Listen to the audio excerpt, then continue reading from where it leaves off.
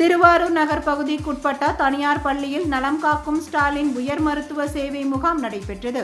இதனை திருவாரூர் மாவட்ட ஆட்சித்தலைவர் மோகனச்சந்திரன் நேரில் பார்வையிட்டு ஆய்வு மேற்கொண்டார்.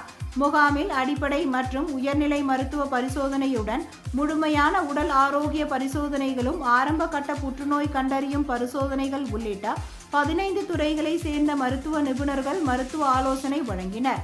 மேலும் தமிழ்நாடு முதலமைச்சரின் விரிவான மருத்துவ காப்பீடு திட்டத்தின் கீழ் பதிவு செய்தால் மாற்றுத்திறனாளிகளுக்கான அரசு அங்கீகார சான்றிதழ் வழங்குதல் உள்ளிட்ட சேவைகளும் வழங்கினார்.